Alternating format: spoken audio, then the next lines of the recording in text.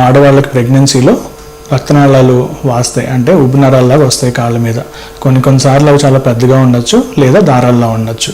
So వీటికి ఏమైనా treatment చేయాలా అంటే సాధారణంగా వీటికి ట్రీట్మెంట్ అవసరం ఉండదు. సో ప్రెగ్నెన్సీలో హార్మోన్లు హెచ్చుతగ్గులు అవ్వడం వల్ల ఈ నరాలు అనేవి కొంచెం వాపు వచ్చి ఉబ్బు నరాల్లా కనిపిస్తాయి. సో వాటికి ప్రెగ్నెన్సీ అవ్వగానే, అంటే బేబీ డెలివరీ అయిపోగానే వాటంతట అవే చాలా మటుకు తగ్గిపోతాయి. సో సాధారణంగా వాటికి సాక్స్ వేసుకుంటే సరిపోతుంది. స్టాకింగ్స్ ఏవైతే ఉన్నాయో ఇందాక మనం మాట్లాడుకునేవి అవి వేసుకుంటే సరిపోతుంది. అంతకుమించి పెద్దగా దానికి ట్రీట్మెంట్ అవసరం ఉండదు.